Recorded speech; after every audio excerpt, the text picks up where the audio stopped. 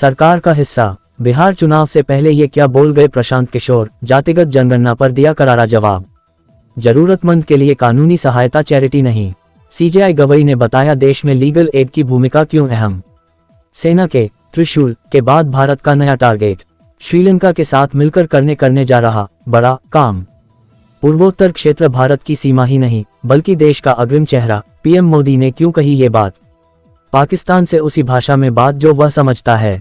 RSS प्रमुख मोहन भागवत ने आतंकिस्तान को 2 टूक शब्दों में क्यों दी चेतावनी? अगर वे ऐसा करते हैं, पाकिस्तान ने किया परमाणु परीक्षण तो क्या करेगा भारत? राजनाथ सिंह ने दे दिया जवाब। नेता की लंबी सेवा को सिर्फ एक घटना से। थरूर ने आडवाणी की तारीफ में ऐसा क्या कहा जिससे राजनीतिक विचारधारा पर उठे सवाल? बिहार विधानसभा के दूसरे फेज का मतदान, नवरत्नों से लेकर स्टार कैंडिडेट और वोटिंग के बदले समय की डिटेल यहाँ। इजरायल के साथ राजनयिक संबंध, प्रिंस सलमान के अमेरिका दौरे से पहले सऊदी अरब का बड़ा ऐलान, ट्रंप खुश या नाराज। थाईलैंड में दिन में शराब पीने वालों की खैर नहीं, बदल गया कानून, अब भरना होगा जुर्माना, जान ले नया नियम।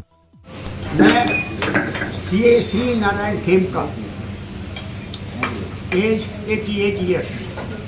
बात की जाए अंकल, 88 वर्ष की आयु में आपने मास्टर एथलेटिक्स चैंपियनशिप में रजत और कांस्य पदक जीतकर काशी ही नहीं पूरे देश का मान बढ़ाया है। कैसा लग रहा है आपको? मेरे को बहुत अच्छा लग रहा है कि मैं अपने राष्ट्र की कुछ उन्नति में, कुछ उनके प्रशंसा में, कुछ में अपने योगदान कर पाया। इसलिए मैं बड़ा गौरव का अनुभव करता हूँ। इसका श्रेय किसको देते हैं आप? इसका श्रेय मैं नीलू मिश्रा को देता हूँ, जिन्होंने मेरे को बताया और जिन्होंने मेरे को आश्वासन दिया कि मैं साथ चलूँगी और मैं सब कुछ कराऊंगी और आप कोई ना कोई मेडल जरूर जीतेंगे। ये उनका विश्वास था। अंकल, आज की युवा पीढ़ी जो कि एक दौर था खेल का, खेल से दूर होती जा रही है और आधुनिक युग में मोबाइल का इस्तेमाल कर रही है, ऐसे युवा पीढ़ी के लिए क्या कहना चाहेंगे? मैं कहना चाहता हूँ कि ये गलत है। और क्यों? ये मोबाइल और ये जो हम कर रहे हैं ये पाश्चात्य की देन है।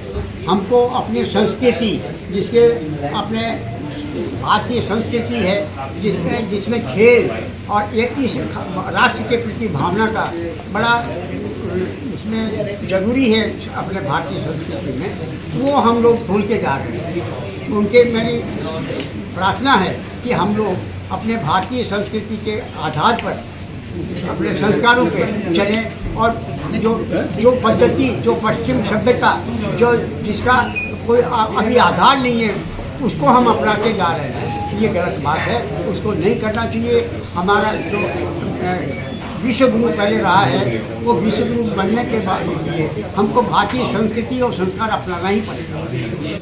मैं संजीव खेमका, चार्टर्ड अकाउंटेंट, पुत्र मैं श्री नारायण खेमका जी का हूँ। संजीव जी, बात की जाए 88 वर्ष की आयु में आपके पिताजी ने 500 मीटर और 200 मीटर में रजत व कांस्य पदक जीतकर काशी ही नहीं देश का नाम रोशन किया है। क्या कहना चाहेंगे, कैसा लग रहा है? मैं अपने उद्गार के शब्दों में व्यक्त करूं, मुझे शायद आज बोलने का मेरे पास शब्द नहीं है, क्योंकि मेरे पिताजी मेरे शुरू से एक रोल मॉडल रहे।